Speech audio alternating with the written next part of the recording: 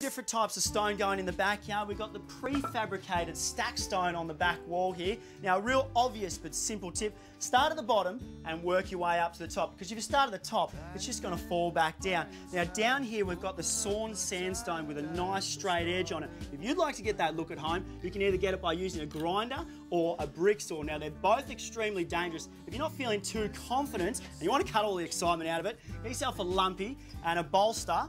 Mark yourself a nice straight line when it comes to developers and work sites where they just go on there, bulldoze all the trees down and not actually look after them. That's actually wrong. As you can see here, I've got this ginormous Chinese elm and a golden robinia that's sitting on the back, and they've actually been sent to a recycle farm. And that's where they're cared and looked after until we actually need them. And that's where the developers will send them.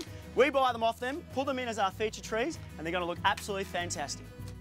We're using Barnsies. When turfing your garden, it is a big investment and you want to give it the best start possible. Now, first thing first, you need a good quality turf underlay and a lawn activator. Now, this stuff here is full of nutrients and water crystals, which mean they act like a sponge, holding more water in the soil for longer.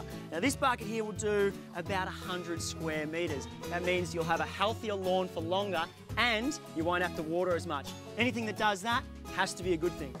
This robust beauty is called the Viburnum Emerald Luster. Now, he looks fantastic as a screen, or as we've done here, filling up the gaps along the fence line. Now, he does get to about 1.5 metres wide, so he does need room to move. Make sure you don't put him down the side of the house because you'll be just constantly pruning him.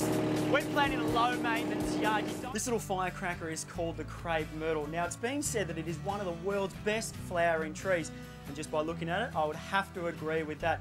Now, you've probably seen these in a lot of the medium strips because they're extremely low maintenance, can handle the full sun, and they definitely don't need a lot of TLC, which is fantastic for the backyard. Now, apart from the flower looking amazing, as they mature, the bark gets a beautiful pinky tinge on it as well, adding some more character to this amazing tree. I would definitely recommend this as a feature tree in your backyard. Now, one quick tip when putting them in, they hate having wet feet.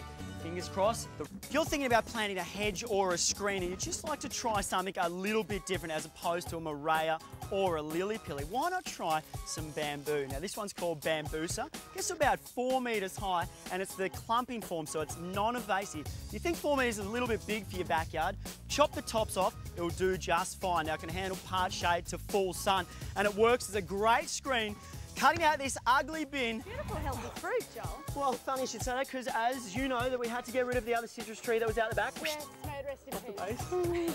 This one is called the Maya Lemon, and it's got a really thin skinned fruit, great for cooking and great for juicing. Ooh, and then this little one, is it just a small version? This is a dwarf version of the Maya Lemon. Right. All right, and it's called Lots of Lemons. Ah, so I'm taking a punt that you're going to get lots of lemons. There is nothing fun about falling off play equipment. That's why over here we've got a big, thick layer of mulch going underneath the swings, and the sleepers holding it all in place, mixing it up a little bit.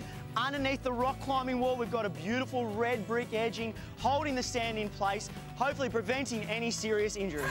Good access is crucial when doing a home reno, and that is exactly what we have here. Now, judging by the size of the house, you'd think the backyard would be rather small, but as you can see, it's not, which is giving me plenty of room to move. Australian natives are renowned for being extremely hardy, and the kangaroo paw is no exception. Loves the full sun, drought tolerant, frost tolerant, heat tolerant, ticking all the boxes. Now, it comes in an array of colours, got the reds, the yellows and oranges. Great mass planted in the garden, or you can even put him in a pot. Now, quick tip, make sure once he has flowered, cut him right back, promoting the new growth. Splash of purple, and that's exactly what we've got here. We've got some Liriope Arizona down there, some Senorita Rosalita, magnificent tall stem, purpley pink, but we can get away with it. Potted colour with the petunias, followed by the Perezi blue, amazing looking flower, some silver lace over there, and last but not least, the dwarf lavender. So I have to say, we have definitely given it a splash of purple. Vaughan is a keen gardener, and he loves his veggie gardens. Now, I don't want to say it, but Vaughan, your garden wasn't too crash hot.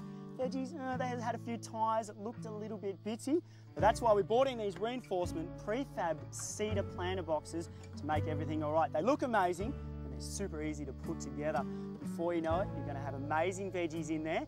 But in saying that, I need Don's special garden mix to make it all 100%.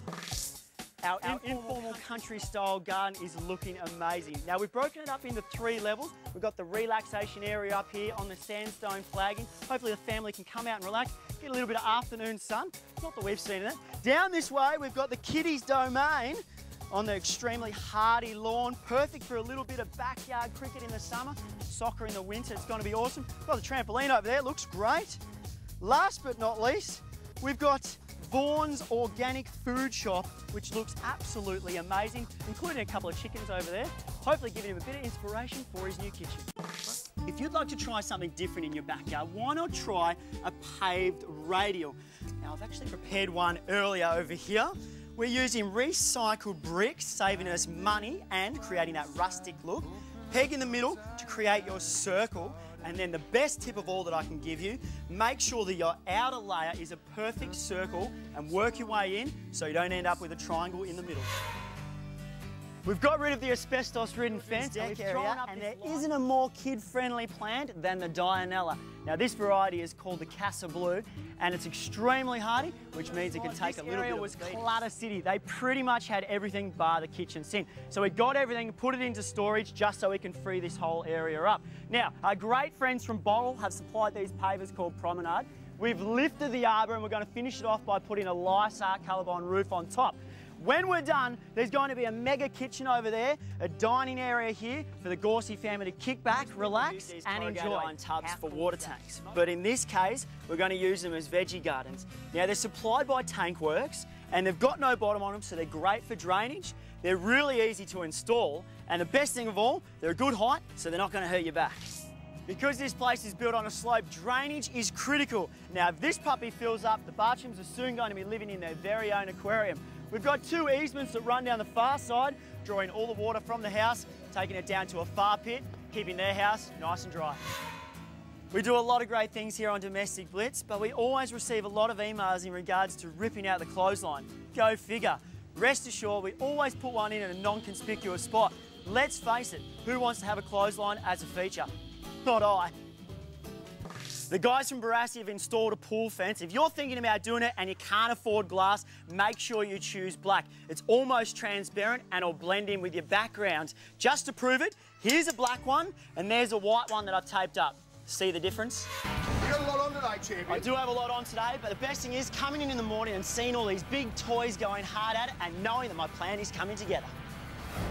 Now, don't freak out when it comes to doing a set of stairs. They are simple and easy. What we've done here is use the sleeper width for the height of the step, followed by infills with the road base, and then for the tread, we lay a paver on top, just like so, and that's it. How simple can it be? If you're thinking about planning a